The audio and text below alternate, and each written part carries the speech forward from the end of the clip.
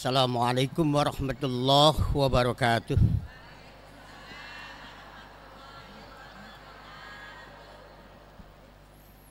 Abtadi'ul imla bismillatil aliyah mustadirra faidul barakati ala ma ana lahu wa ulah. Wa sallimu ala nuril mawsubi bitaqaddumi wal awwaliyah al-muntakili fil gururil karimati wal jibah. Allahumma salli wa sallim wa barik ala sayyidina wa maulana Muhammadin wa ala alihi wa ashabihi ajma'in, amma ba'du. Hadratal mukarramin, para asatid wal asatidah,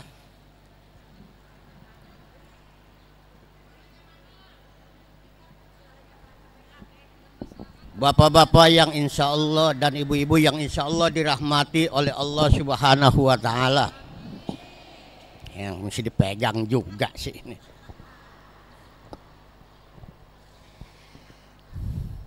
Pertama-tama marilah kita panjatkan puji syukur kehadirat Allah Subhanahu wa Ta'ala yang telah memberikan rahmat. Rahmat itu apa ya?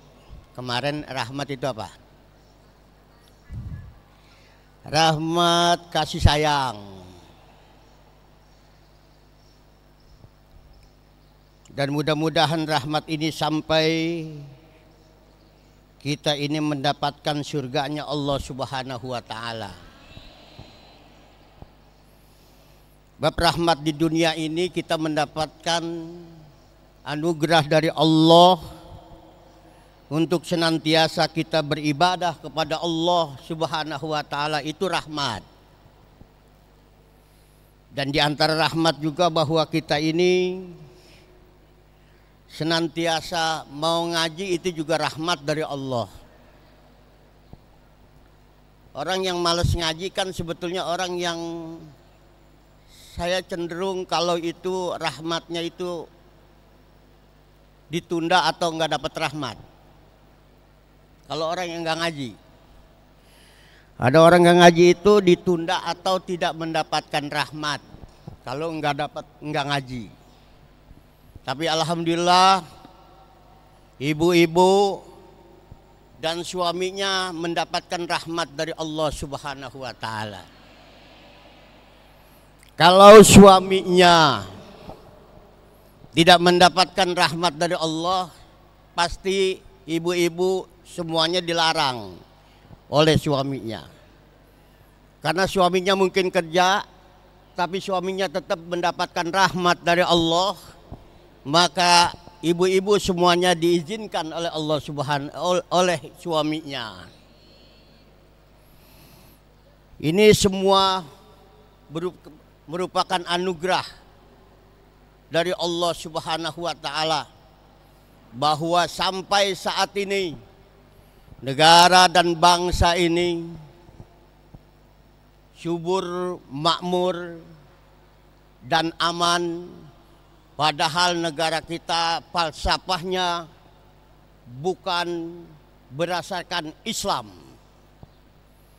tapi negara kita ini falsafahnya Pancasila, Bhinneka Tunggal Ika, dan Undang-Undang Dasar 1945. Tapi negara kita ini negara yang paling aman di dunia ini. Oleh karena itu pada pembukaan Undang-Undang Dasar 1945 menyatakan atas rahmat Allah Subhanahu wa Ta'ala, Palestina itu negara Islam tapi hancur. Afghanistan itu negaranya Islam, hancur. Irak itu negara Islam mayoritas, hancur. Libya itu negara Islam, hancur. Suriah itu negara Islam, hancur. Tapi Indonesia ini tidak negara Islam, negara yang berdasarkan Pancasila dan Undang-Undang Dasar 1945, negara yang menggunakan Bhinneka Tunggal Ika sebagai simbol bangsa dan negara kita aman. Saya udah ke Ambon, di Ambon aman. Ini kemarin-kemarin itu sebenarnya kalau di Ambon berantemnya juga biasa berantem lokalan. Itu berantem musiman. Kalau Idul Fitri berantem, kalau Natal berantem.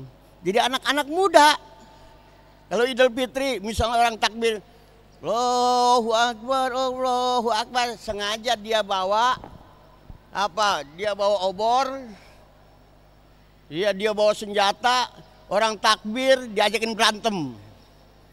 Sama, di kita juga orang tawuran. Nggak salah apa-apa dia ngajakin berantem, kampung Ono lawan kampung ini. Itu.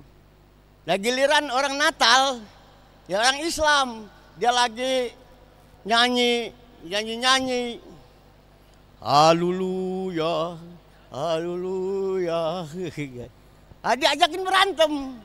Yang berantem itu bukan orang tuanya, tapi anak mudanya. Emang waktu itu perayaan hari raya, mereka ngajakin berantem temennya. Pada berantem. Tapi Ambon itu aman.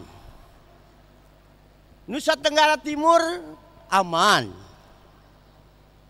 Aceh aman, kemana aja di Jakarta, di Indonesia ini aman.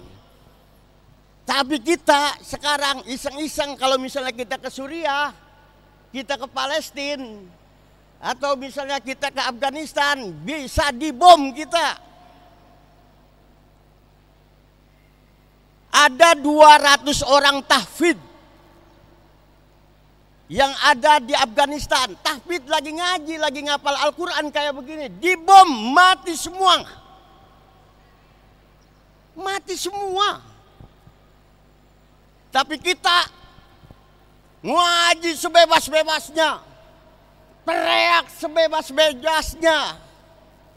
Yang satu menghina ini, yang satu lagi menghina ini, bebas, nggak ditangkap, kita bebas.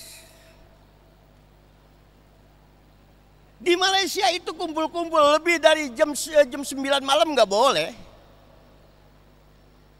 Lebih dari jam 9 malam. Kita semalam suntuk itu boleh di Indonesia. Di Singapura itu maghrib udah nggak ada kegiatan kayak begini. Tutup. Dilarang oleh negara. Tapi negara kita tidak melarang. Sebebas-bebasnya kita ini beribadah kepada Allah Subhanahu wa Ta'ala. Dan negara kita ini negara Pancasila, Undang-Undang Dasar Republik Indonesia, Bhinneka Tunggal Ika. Kalau kita singkat PBNU. PBNU itu apa? Pancasila, Bhinneka Tunggal Ika, Negara Kesatuan Republik Indonesia, U-nya Undang-Undang Dasar Republik Indonesia. Gitu. Keren kan? Dan dua organisasi besar di Indonesia yang bisa membentengi Negara Kesatuan Republik Indonesia ini adalah satu, Nahdlatul Ulama. Yang kedua, Muhammadiyah. Dua organisasi besar ini yang membentengi bangsa negara kita ini bisa stabil. Kalau organisasi ini, dua organisasi ini ngaco melawan negara, hancur negara kita. Kalau NU ngaco, negara kita hancur. Muhammadiyah ngaco, negara kita ini hancur. Dan alhamdulillah, dua organisasi besar ini selalu mengawal pemerintah untuk tetap menjaga Negara Kesatuan Republik Indonesia. Kita ini aswaja Ahlussunnah wal Jamaah. baik secara jamiah, secara organisasi maupun jamaah kita ini Nahdlatul Ulama. Ciri-ciri Nahdlatul Ulama kalau sholat subuh apa? Kunut. Ciri-ciri Nahdlatul Ulama kalau ada acara kayak begini selawatan. Sallallahu Rabbuna.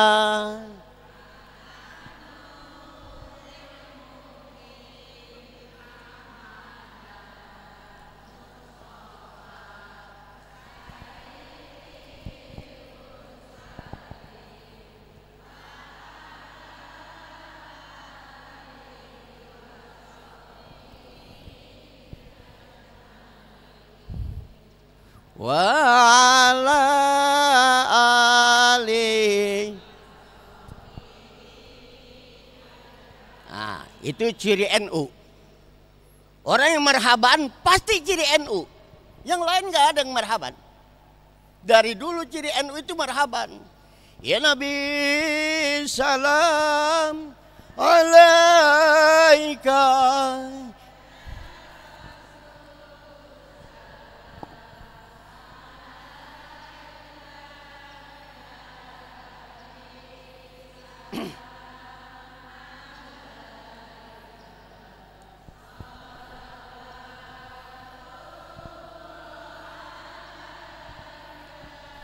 Anta syamsun anta badrun. Ayo.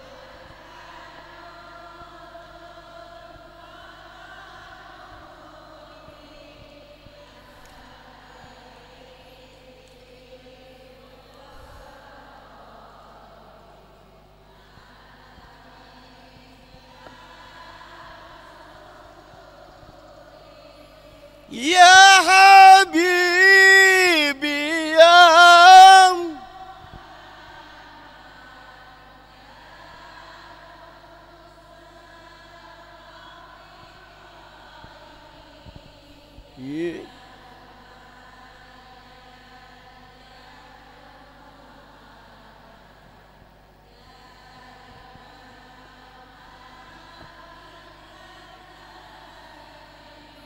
Mara wajhaka ya Su'ad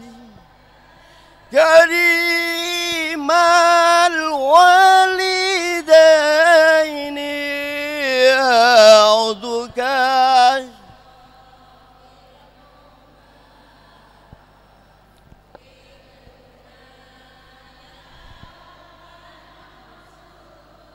Nah, itu ciri NU. Ciri NU yang lain tahlil. La hadatun Nabi Mustafa Sayyidina sallallahu alaihi wasallam al-Fatihah. Cuma ila hadatun abahi wa ihwani min anbiya'i wal mursalin wal malaikati wal muqarrabin wal karrubin wasyuhada'i wassalihin wal ulama'il amilin wal qurra'i wal mufassirin wal muwahhidin wa arifin. Itu ngasih hadiah, semuanya itu cirinya NU. Itu ciri NU. Masjid ini masjid Hadrasi Syekh Kiai Haji Muhammad Hasyim Asy'ari. Ini pendiri Nahdlatul Ulama. Oleh karena itu kita berkah. Hadirnya insya Allah dirahmati oleh Allah Subhanahu wa Ta'ala. Bulan Maulid Nabi besar Muhammad Sallallahu Alaihi Wasallam. Ini bulan yang diberkahi oleh Allah Subhanahu wa Ta'ala.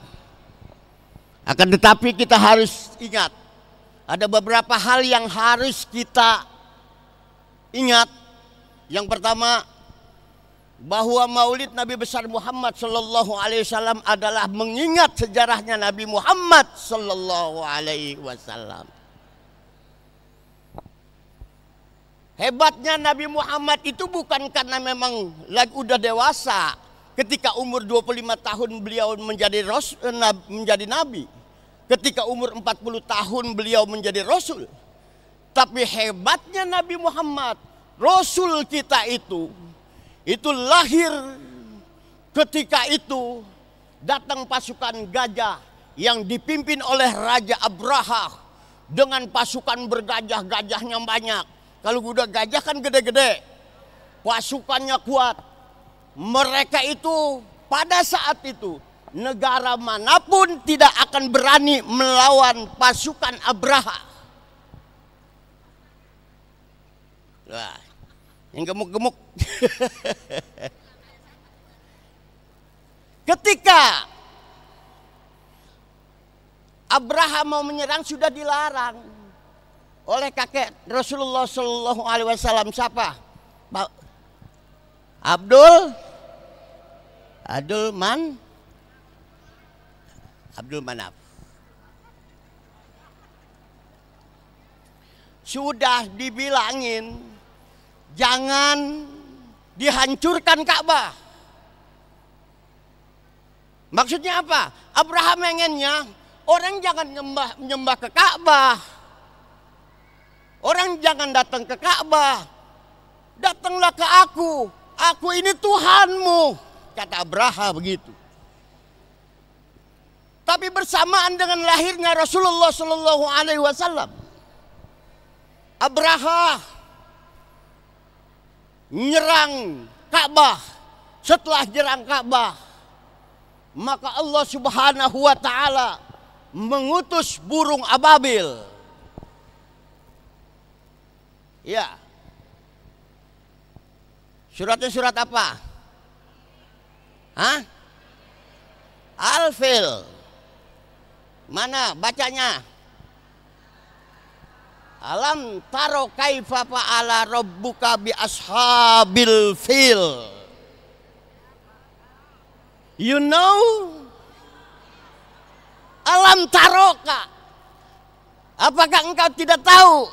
Kaifa fa'ala rabbuka.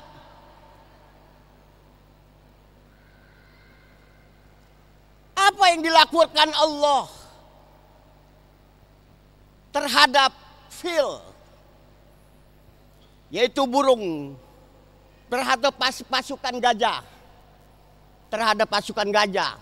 Allah memperingatkan, hei, lu tahu nggak apa yang dikerjakan Allah terhadap pasukan gajah? Ashabil fil, alam yaj'al kaidahum fi tadliliw. Ya, mereka itu semuanya porak-poranda, hancur. Warsala alaihim, Allah mengutus apa? Tayran ababil, burung ababil yang berterbangan. Setelah burung ababil berterbangan, langsung dilempar. Tarmihim bihijaratin min sijil. Jadi burung itu ngelempar batu, batunya nggak gede. Kalau batu kayak begini ya jelas, kalau bonyok mah nggak apa-apa, orang jatuhnya dari langit. Ini batunya halus. Batu kerikil. Batu kerikil itu yang namanya batu yang dikirim oleh ababil, dikirim Allah melalui ababil, nembus dari pala sampai bool, sampai gajahnya, tembus, mati semuanya.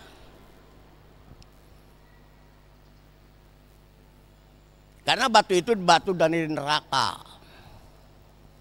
Itulah kehebatan Nabi Muhammad SAW. Ketika Nabi Muhammad SAW kenapa disebut tahunnya tahun gajah? Karena pada waktu pasukan gajah dengan rajanya Abraha itu menyerang Ka'bah, itu hancur. Hancurnya karena mukjizat Nabi Muhammad SAW.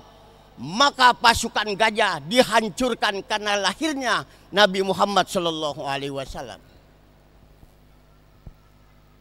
Api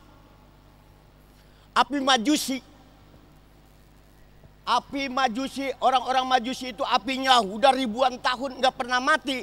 Ketika lahir Rasulullah SAW mati. Orang semuanya kaget. Ini ada apa mati? Setelah dikasih tahu, ya Allah, ada seorang yang mulia dilahirkan diturunkan oleh Allah ke bumi, yaitu Muhammad. Baru tahu orang Majusi bahwa kelahiran Nabi Muhammad itu bisa memadamkan yang namanya api yang sudah ribuan tahun nggak pernah mati-mati. Makanya pantas kita ini memuliakan Nabi Muhammad Sallallahu Alaihi Wasallam. Bapak-bapak dan ibu-ibu yang saya hormati dan yang saya cintai, Nabi Muhammad itu cintanya bukan seperti cintanya Adolf Hitler kepada Eva Braun. When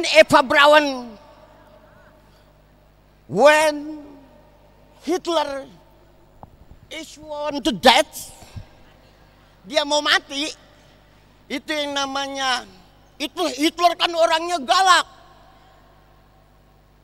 Dia mau mati ceritanya.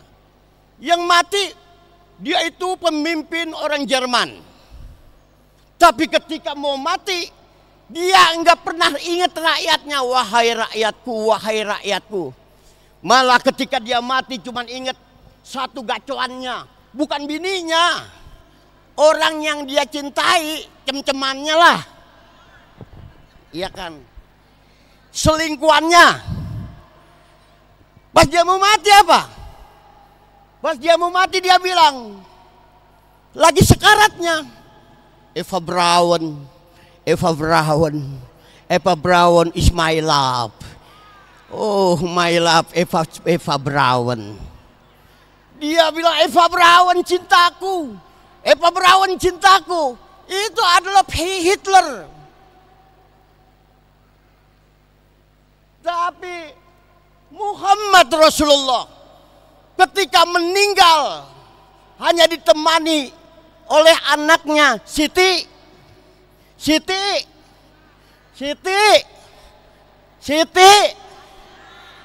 Jangan lupa anak Nabi yang perempuan, Siti.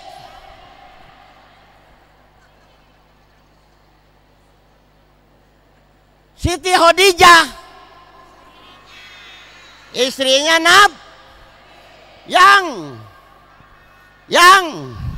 yang pertama. Nah, ragu-ragu romannya.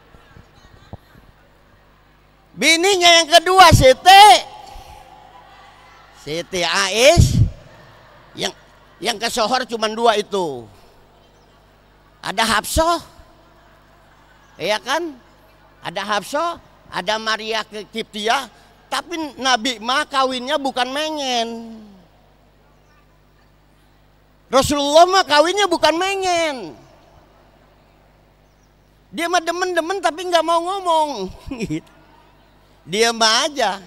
Pokoknya tergantung takdir Allah lah. Kalau Allah takdirkan saya kawin, enggak, udah serius gitu. Jadi Rasulullah kayak begitu. Jadi ketika Rasulullah SAW menjelang meninggal ditemani Fatimah, datanglah seorang anak muda. Assalamualaikum. Waalaikumsalam. Fatimah nanya kepada siapa? Kepada Rasulullah, ya Rasulullah, siapa itu anak muda? Anak muda itu adalah malaikat Israel, yaitu malaikat pencabut nyawa.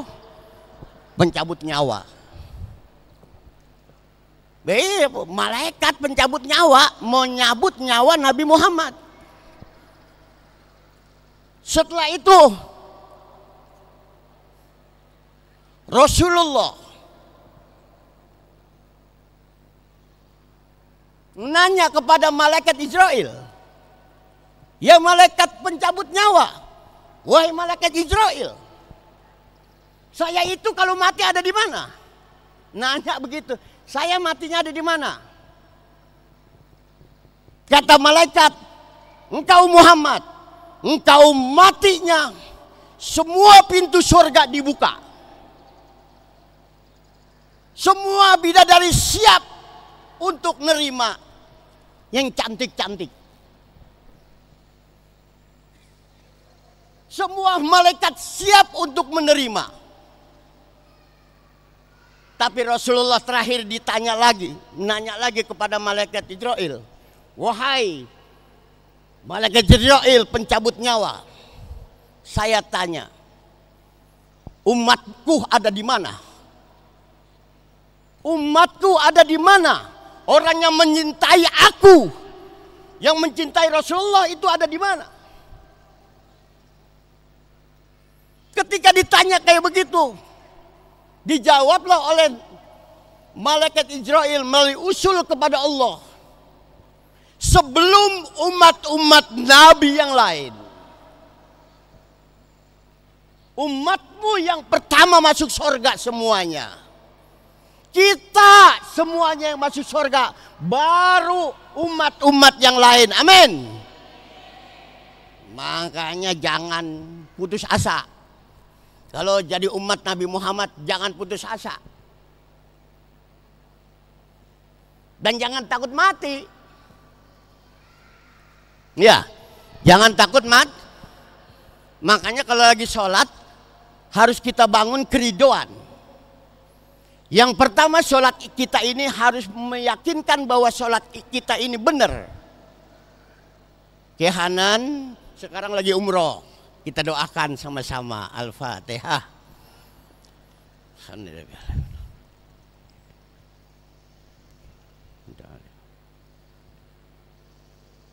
Saya bilang, itu jamaah doain di Mekah dan di Madinah supaya umroh semuanya. Ya, Kiai, insya Allah saya doain. Dia bilang gitu. Ntar deh, sekarang nih jam 9 berangkat. Hanan jam 9 sekarang berangkat. Kita doakan sama-sama. Mudah-mudahan selamat, berkah, sukses, dan bisa bersama-sama kita lagi. Jadi ketika diyakinkan Nabi Muhammad SAW bahwa kita ini dijamin masuk surga, baru Nabi Muhammad, silakan engkau cabut nyawaku. Setelah ada pernyataan bahwa umatnya akan masuk surga sebelum umat-umat yang lain, maka Nabi Muhammad mempersilahkan dicabut nyawanya. Sambil menangisnya, malaikat Israel menangis ketika mencabut nyawa Nabi Muhammad sallallahu alaihi wasallam. Nangis, malaikat aja nangis, saking malaikat itu menyaksikan betapa cintanya Nabi Muhammad sallallahu alaihi wasallam kepada umatnya. Lalu tugas kita apa? Yang pertama, ingat bahwa Nabi Muhammad itu sejarahnya selalu mencintai umat-umatnya agar umatnya di dunia ini selalu bisa masuk surga semuanya. Amin. Hasilnya Nabi Muhammad membawa risalah Al-Quran, kalamullah, mu'jizul munazzalu ala Muhammadin, al-maktubu fil masahib, al-muta'abbadu bitilawati, yaitu Al-Quran, kalamullah. Ngerti nggak kalamullah? Kalamullah itu kalam. Kalam itu bukan perkataan. Kalam itu bukan perkataan. Kalau udah di dunia jadi perkataan. Ngomongnya malaikat sama Allah kita nggak tahu.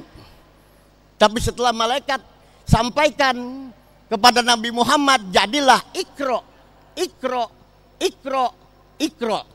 Kata Nabi Muhammad ketika mendapatkan wahyu pertama, ikro. Katanya apa? Kata Nabi Muhammad, ma'ana biqari. Saya nggak bisa baca. Akhirnya diterusin, ikro bismi rabbikal ladzi khalaq, khalaqal insana min 'alaq, ikro wa rabbukal akramul ladzi 'allama bil qalam, 'allamal insana ma lam ya'lam. Al-Qur'an ini risalah Rasulullah sallallahu alaihi wasallam yang sampai saat ini kita menjadi orang baik dan benar. Insya Allah kalau kita mengikuti Al-Qur'an itu. Sebetulnya manusia kalau mencontoh sejarah Rasulullah, nggak ada orang korupsi, nggak ada orang yang mau korupsi. Tapi alhamdulillah kita bukan pejabat. Ibu-ibu rata-rata semuanya ustazah. Apa yang dikorupsi sama ustazah? Paling juga beli seragam, ya kan? Kalau misalnya beli seragam 300.000, bilang 350.000 bukan korupsi, karena itu mah uang jalan bakal ke Tanah Abang. Bukan, nggak bakal dikorupsi sama ustazah mah. Ustazah juga tahu nggak bakal korupsi, ya kan? Ya kalau sebetulnya kalau kita tahu ibu-ibu, sedekah yang paling bagus itu ada dua. Yang pertama, zawil kurba. Saudara kita yang miskin-miskin, cari dulu, jangan yatim dulu, jangan orang miskin dulu. Mana saudara-saudara yang kita yang miskin, itu ajaran Rasulullah. Kalau saudara kita nggak beli beras, kan kita masalahnya begini. Kita ngumpulin yatim, ngumpulin janda-janda, keluarga kita nggak punya beras. Padahal yang harus kita urus itu keluarga kita dulu yang nggak punya beras. Encing, encang, Pak Le, bule, ya kan, Pak De, yang nggak punya beras itu perhatikan. Jawil kurba, orang terdekat dulu. Iya. Baru apa? Habis jawil kurba itu guru.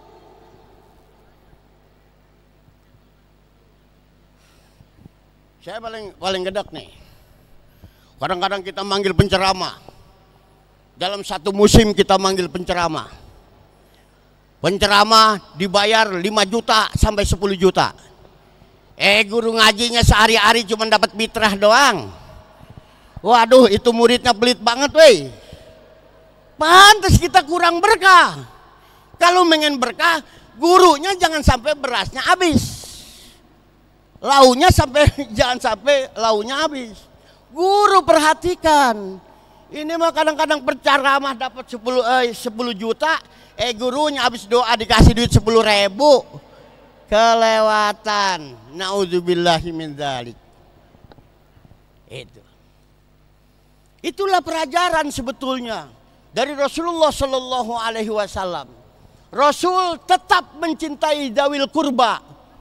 Sampai namanya Abu Thalib, Abu Jahal, walaupun dia ngelawan sama Nabi Muhammad, tetap aja Rasulullah itu mencintai dan ingin supaya itu mendapat hidayah. Tapi tidak mendapat hidayah dari Allah. Innaka la tahdi man ahbabta, walakinallaha yahdi may yasha. Muhammad, engkau tidak akan bisa memberikan petunjuk kepada orang yang engkau cintai. Walakinallaha yahdi may yasha. Akan tetapi Allah yang dapat memberikan petunjuk. Nabi sendiri nggak bisa. Buktinya Abu Jahal kan paman, Abu Lahab paman, semuanya paman. Abu Thalib paman, nggak masuk Islam semuanya. Tapi karena memang tidak mendapatkan hidayah dari Allah Subhanahu Wa Taala. Kita yang enggak kenal sama Nabi Muhammad 1.500 tahun, kita ini ditinggalkan oleh Nabi Muhammad 570 Masehi. Sekarang tahun 2024, berarti 1.500 kita ini ditinggal Rasulullah. Kita enggak kenal, tapi kita mendapatkan hidayah dari Allah Subhanahu Wa Taala melalui syafaatnya Rasulullah Sallallahu Alaihi Wasallam. Oleh karena itu cintai Rasulullah. Yang pertama sejarahnya kita harus tahu. Pahit Rasulullah itu mengislamkan orang sedunia ini. Tapi hasilnya Michael Hart, seorang pemikir dari Amerika, pernah mengarang buku 100 tokoh berpengaruh di dunia. Ternyata padahal dia orang Kristen, orang yang pertama sebagai tokoh di dunia terkemuka adalah Nabi Muhammad Sallallahu Alaihi Wasallam. Itu orang Kristen. Yesus yang ketiga, Nabi Muhammad yang pertama, Yesus yang ketiga. Yang kedua siapa? Yang kedua siapa? Yang kedua itu pencipta listrik, James Watt. Gitu. Jadi yang pertama Rasulullah Muhammad, yang kedua James Watt, yang ketiga Yesus Kristus sebagai orang yang sangat berpengaruh di dunia. Yang ketiga, tapi yang pertama sangat berpengaruh di dunia adalah Muhammad Rasulullah Sallallahu Alaihi Wasallam. Alhamdulillah. Kenapa begitu hebatnya Nabi Muhammad Sallallahu Alaihi Wasallam? Nabi Muhammad itu diikuti oleh semua umatnya, dibenci oleh umat-umat lain, tapi umat lain membencinya karena memang Islam itu benar, ajaran Muhammad itu benar, mereka benci.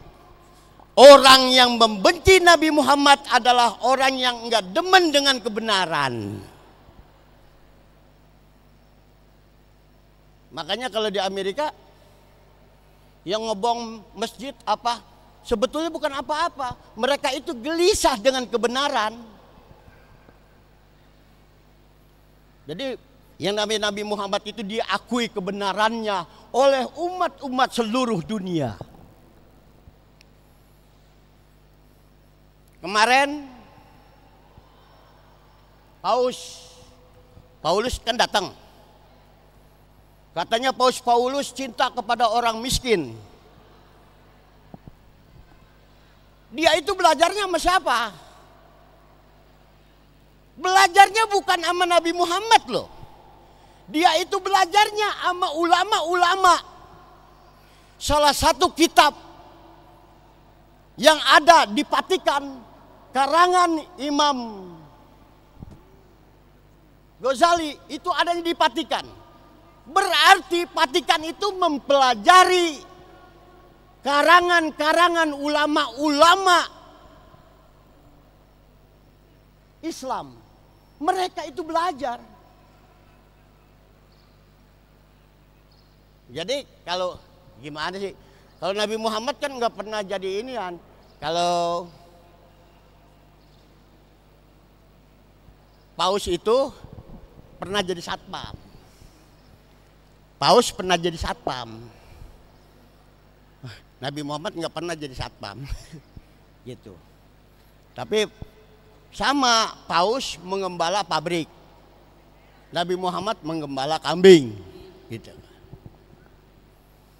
Saya kembali bahwa Nabi Muhammad itu adalah dalam sejarahnya diakui oleh orang-orang hebat sedunia bahwa Nabi Muhammad adalah Nabi kita yang paling masyhur di dunia ini.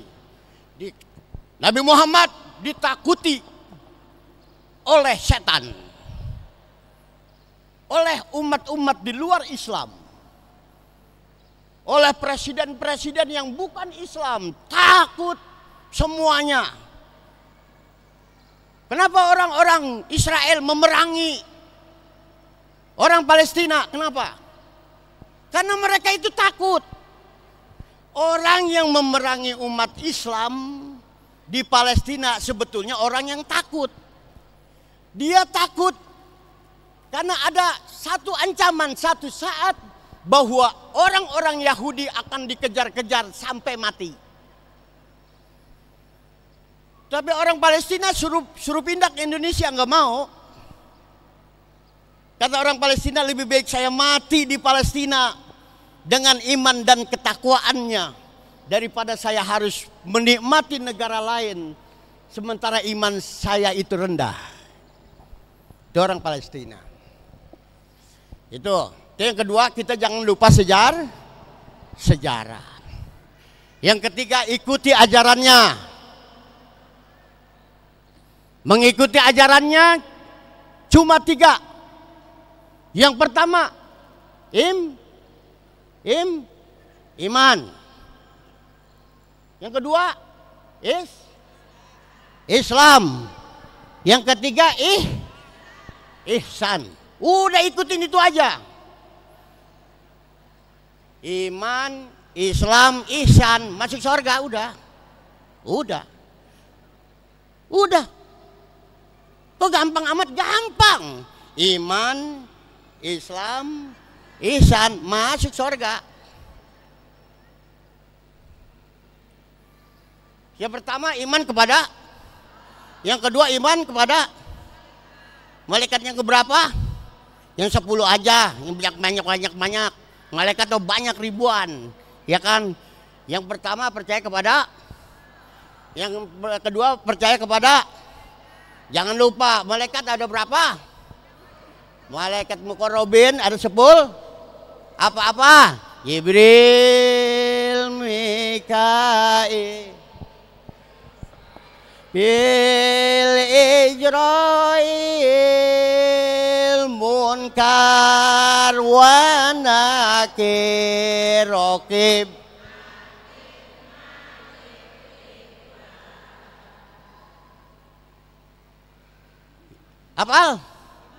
Apal? Enggak lu, enggak apal enggak masuk surga. Iya, enggak apal enggak masuk surga. Sebab itu rukun Islam yang wajib, rukun iman yang wajib namanya. Wajib itu kan berarti harus. Enggak boleh enggak, kita harus apal. Wajib kita ketahui. Yang keempat, yang ketiga, kitab ini yang diturunkan oleh Allah ada berapa? Ada berapa? 4 apa? Al-Quran, Injil. Injil itu aslinya diturunkan oleh Allah. Berarti orang Kristen benar? Bukan. Injil yang sekarang itu banyak yang sudah dirobah-robah. Aslinya mah benar kayak Al-Quran. Injil. Yang keempat, percaya kepada yang berapa? Yang 25. Yang 25 apal. Mau ngacak kayak enggak, kayak yang penting apal. Iya kan? Misalnya dari Nabi Adam. Siapa yang hafal? Di sini siapa yang hafal? Hah? Hafal? Waduh. Kalau hafal nih gocap. Nih, ini baca. Ayo.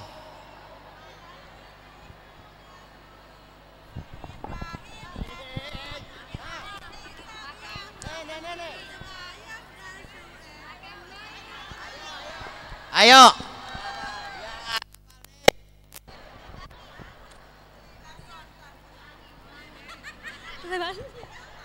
Berdiri nggak apa-apa, berdiri. Malu sama. Dibagi 2 Cici.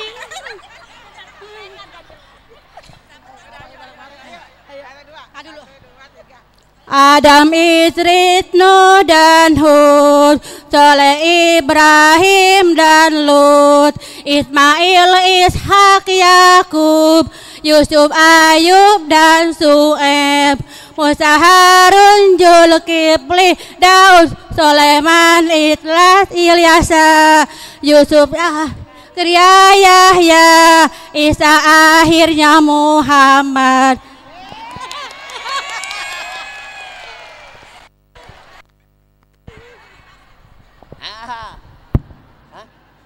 Udah deh ya.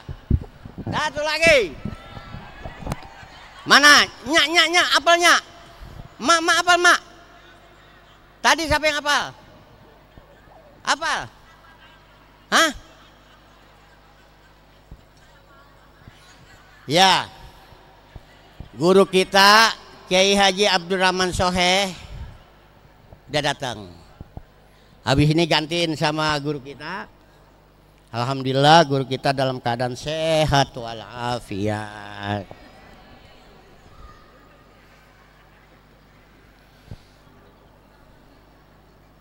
Saya baca dulu sebentar. Bismillahirrahmanirrahim. Qala ba'du sahabati Rasulillah sallallahu alaihi wasallam sallallahu asran liman shalla alaika marratan wahidatan hadirul qalbi qala la bala wa huwa likulli masal ala ghafilin wa yatihi amsalul jibal wal malaika. Apa katanya? Dituliskan qala Nabi sallallahu alaihi wasallam man shalla ala wahidin sallallahu alaihi wasallam asron. Siapa orang membaca selawat itu Allah akan berselawat berapa? 10 kali. Kalau 1 kali. Kalau 100 kali berarti 1000 kali. Kalau 1000 kali berarti kali 100. Maka kita itu mendapatkan rahmat dari Allah. Dan orang yang membaca 1000 kali dalam 1 malam menjasa selawat itu cuma seperempat jam. Sallallahu ala Muhammad, sallallahu ala Muhammad, sallallahu ala Muhammad. Kita ini akan masuk surga. Gampang kan masuk surga? Baca selawat banyak-banyak. Kalau lakinya galak baca selawat. Kalau rezekinya kurang baca selawat. Ini mah kurang selawat sih kita, ya. Baca selawat. Pokoknya itu bacalah selawat dengan sebaik-baiknya. Mudah-mudahan kita ini mendapat syafaatul uzma di yaumil qiyamah nanti. Amin. Ya Robbal. Ya tutup. Saya mohon maaf yang sebesar-besarnya. Wallahul muwaffiq ila aqwamit thoriq. Assalamualaikum warahmatullahi wabarakatuh.